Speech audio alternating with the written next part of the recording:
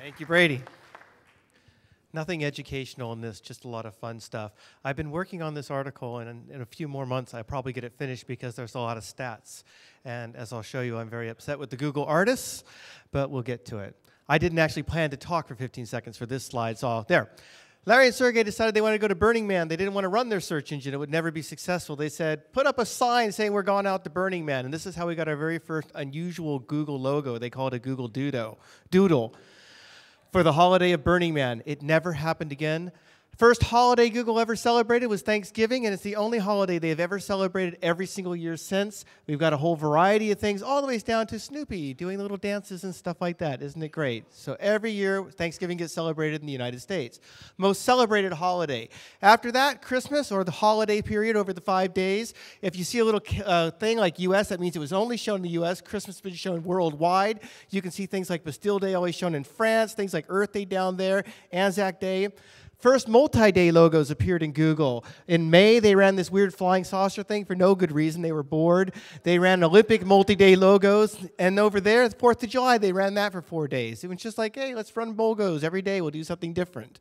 And in 2000, we got our first non-U.S. country logos, things that only showed in other countries outside the U.S. So France got Bastille Day. Japan got Shishigo-san. I'm probably not saying it right, but I think it seems something like 5, 7. It's for kids, if I remember correctly.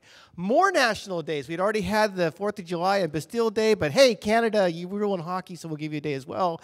Swiss got their thing as well, plus South Korea, and the entire Earth got a day on Earth Day celebrated with a Google logo. And then we got Monet. Our first birthdays were being celebrated on Google. Monet, then if you want to have your birthday, be an artist, or be a scientist, or be a musician. These are things, and later on I'll do a statistical regressional analysis that shows you how that happens. But anyways, Google also celebrated itself for its 4th birthday and then carried on. Google has tended to celebrate its birthday on the 27th of September and occasionally done it on the 7th. It's like the Queen of England. It celebrates its birthday whenever the hell it wants. Dilbert came along and did a thing. Well, actually, the artist behind Dilbert, whose name escapes me embarrassingly at the time, but you know, it was kind of funny, and I even have a little coffee mug with it on there as well. And there was a whole saga that went that I would tell you if we had more than 15 seconds, but people seem to think that was cool. Anniversaries got celebrated for the first time. The 50th of the DNA discovery, 100th of the flight, but the Google's getting wacky now. They're celebrating like the 36th anniversary of the lunar landing in 2005, or the 48th anniversary of when the laser was invented in 2008. We celebrated space events in 2004. Spirit landed on Mars. Venus cast a shadow, the transit across the sun, and Spaceship One won the X Prize. They like space things over at Google. Then 2005 and 2007, the wilderness years, kind of boring. Sure, we got Leonardo da Vinci. We got Google celebrating the April 1st with the toilet internet protocol. We had the World Cup and the Rugby Cup and different things, but yeah, it was boring. I went through all the years. 2008, things go nuts. Look at that. That's the chart of logos that happened. And suddenly they go crazy. They're celebrating Wrestling Day in Turkey and the Portugal Science Day and Tomato Day in Spain. I kid you not. And Age Day in Japan and the Tree Day. And it's the story of independence. Everybody got independent in South America. Google did a logo for everyone. Only Brazil got something cool. And then there they are all going there. Everybody got Independence Days that year. Everybody got celebrated. They did cool things. Lego got celebrated, anniversary of the hot air balloon. We had Beatrix Potter going in there. And we had the Hadron Collider that nearly killed us all, but it didn't. We just flashed forward. But you don't remember that because that's not real. Anyways, we had the thing. And then in 2009, Google decided they were putting out commemorative stamps.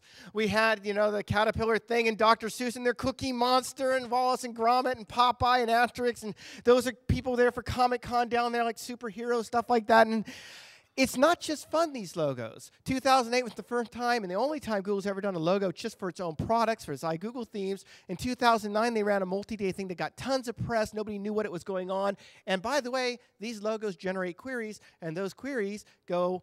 Anyway, Google's only logos that have nothing to do with the Latin alphabet. Braille, UPC, and down there Morse code. Funny thing about Morse code, I sat there and got a translator to figure out what it spelled. You know what it spells? Google, duh. The only fictional birthdays ever, well, kind of Paddington Bear, but it was the 50th anniversary of his birth story. But Astro Boy is the only fictional character who's ever had his birthday celebrated on April 7th. And that thing is where Google archives all these things. Eventually, I'll do a whole article about this. And I didn't do Bing's special custom homepages because they don't archive them. So that'll be for next year. Thank you.